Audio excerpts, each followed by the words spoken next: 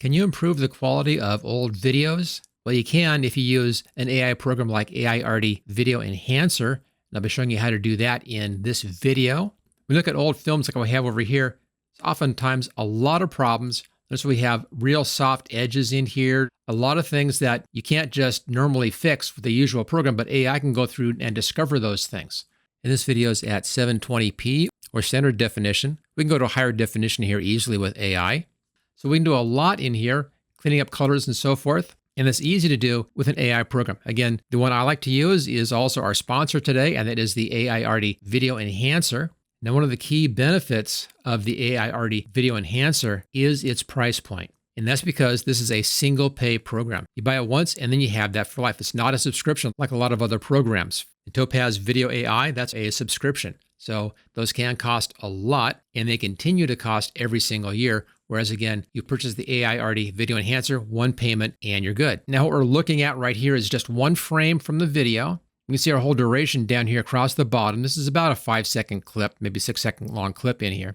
And we can adjust which part of this we want to work with. With our setup controls, there's a playhead right here. You can come through and find a specific spot using the playhead.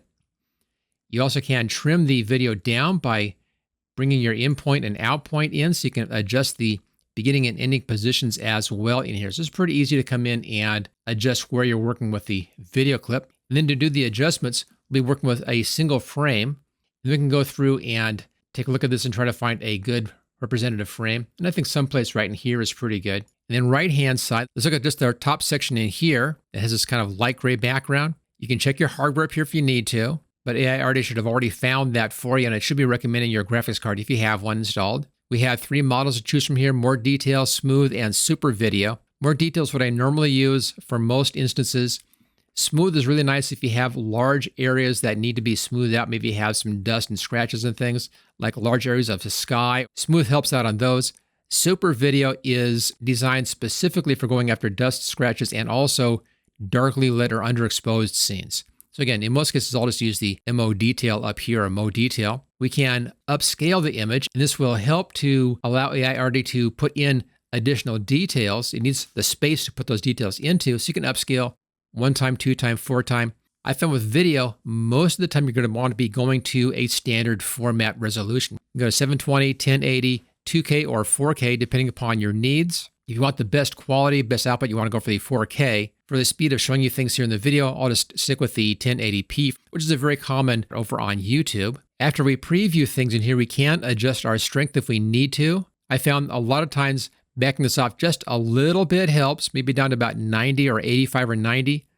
Sometimes AI can make things a little bit blotchy, so there may be a bit of that problem in here. So I'll just back it off just a little bit. Maybe about the 85 would be okay. Kind of like that. Step mode will take more time on a per frame by frame basis and will give you higher quality, but it does slow things down.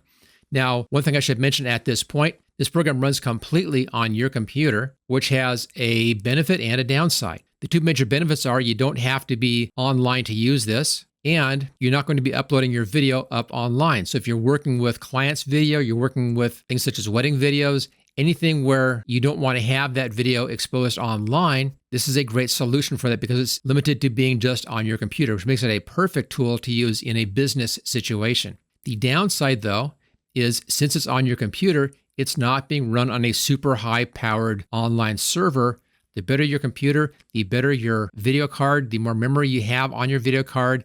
All those things will vastly affect how fast this program runs. So the better your computer, the better this runs. If you're in a hurry, there is a turbo mode down here, which does speed things up a little bit and a slight quality drop-off. I didn't find enough of a speed up to really justify the slight quality drop-off, so I don't bother with the turbo setting. Okay, so we have our basic settings up here. We now need to do a preview right down here. You can set this up for auto start on the inference if you want to. Doing the preview is what they call an inference. And what this does is it takes your settings in here and applies them to that single frame that we just selected. I'll go ahead and do this one. Once we have this 1 frame previewed, or 1 frame inference, there we go. Now it looks pretty good, but you see how much sharper the whole video looks. Nice clean edges. So it really improved the quality of the video by sharpening up all those edges in there. Again, you can adjust the strength up here if you need to. And at this point, we can then see how things look and compare that. But I think 85 is a good standard setting to begin with here. You also can come back run this through, see how it looks, and then if you want to, you can adjust that afterwards. Okay, so now come down here to the edit section. I'll click on edit. That opens the edit section up. A few things you can do in here. We can rotate this. We can flip it vertically or horizontally if you need to. No need on this, obviously. We can come in here and set our crop. Let's now click on this minus sign here, and that just closes down that section, the edit section. Let's open up the color section, and here we can adjust our color. We can then take a look at our exposure, contrast, saturation, highlights, shadows, whites, and blacks. The way I like working with these is I'll take the slider control here, and I'll just rock it back and forth until I see a setting that I like. I just watch the screen up there, watch the preview, and when it looks good, I'll stop at that point. If I want to undo that, click on this little arrow right here, and that puts that back to the base setting. But I think right around in here looks pretty good. Check the contrast. Right there looks good again. I'm grabbing my control here, and then I'm looking at the image and rocking this as I look at the image. This is bringing up the colors a little bit, mostly in the reds. Let's do the highlights in here. That's not doing a whole lot. I'll set that back to the 0. Let's check our shadows. I think they're okay. And the whites, a bit in the white. I'll leave that here. And the blacks, not much in the blacks. So I'll just cancel that one out. So pretty easy to adjust your colors. Let's just hide that one. We can show or hide that right here to see what that looks like. And I think that's a vast improvement on that. Now we can come in here and do a frame rate adjustment. We also can do a slow motion on this. You can also come in here and do an adjustment for converting SDR video to HDR videos. And there are 3 basic settings in here: neutral, bright, and graded. So I'll leave that one alone. And we're not dealing with audio in here. You can do some audio cleanup, but I'll leave that one alone as well for this. So we've made a few changes in here. It looks a lot better. As you can see, left side, right side, vastly improved. And again, you can scroll in and out like that. When you're happy with something, when everything is set the way you want it, come down here and click on Add Task. And it gives you a task right down below here. You can go back and change this by clicking on Modify. If you want to do more videos, you can add more videos right now. Click on Import, bring in your next video. And when you're happy with that, add that as a task. You can get a whole series of tasks lined up down here. If you have several of these, click on Batch Export to go ahead and process all of those in one batch. Or you can export the current task right there. And when you go to export, click on this double arrow right over here, right-hand corner. You can choose your format. We have MP4 and MOV if you're on a Mac. You can choose your video codec. I'll leave this at the default. You can choose your audio codec. Again, I'm not even using audio here, so I'll leave that alone. You can choose to shut down after active tasks are completed. Very useful, especially if you're doing a lot of tasks and you're letting it run overnight. You also can choose to export to the original folder, or you can export out to the default Aiarty Video Output folder, which is what I'm using right here. If you want to change your folder, so click on this to export back to the original, or come over here, click on this icon here, and then you can set that to a different folder if you want to. Okay, so we're all set to go. Okay, I'll go ahead and export current. And that will then run this process right here. We now have a stop button here. If you want to stop at any point, you can do that. We'll then go through here and process this from the original over here over to what our current output settings are right down over here. Okay, I'll go ahead and let this run. I'll turn the video off right now, let it go through the process. And once that's finished, I'll bring the video right back up again.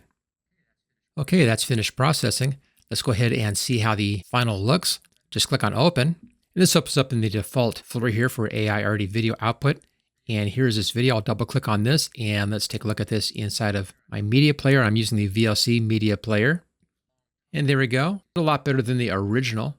You know, I did a lot of talking there while I was explaining this whole program for you, and it may seem like it takes a long time to set up and run the video enhancer. It actually is very, very quick. Let me go through. I'll open up another project here and let's work through this at my normal speed and see how fast this actually is to get everything set up. I'll go over here, let's click on the plus sign for import, and I'll bring in another video clip in here. Let's just take this one right there, choose open, get another old video. Over here, double check your settings. I'll stick with these. I'll put this out to 1080p. I'll leave everything alone here. Let's do our preview. Let it run through the inference and get our preview on this. There we go, that's pretty fast. Let's come down, check our color. Click on that, and let's just go back and forth on these. This little rocking back and forth and see what the color looks like. I'm not seeing that much of a help on that. I'll leave the color alone. Let's check our exposure. A little more doesn't hurt. There we go. Contrast. There we are. Saturation. A little more saturation. That's good. Highlights. Reset that one. Shadows. Doesn't really help. I'll reset that one. Whites. No real help there. Reset that. And blacks. No real help. I'll reset that one. And then we're all set to go. So you actually can come in here and do your adjustments very quickly. We'll hit Add Task, just like that. And when you're ready for export, go ahead and export your current. And that's all there is to it. If you want to find out more about Aiarty Video Enhancer, I have links for this in the description at the top of the description. You'll also find a link for this in the pinned comment. This is my personal favorite program for doing AI-style video enhancements, and I think it does a great job. And if you enjoyed this video, make sure you hit that thumbs up. Also, make sure you subscribe so you don't miss any videos in the future, and I'll see you next time.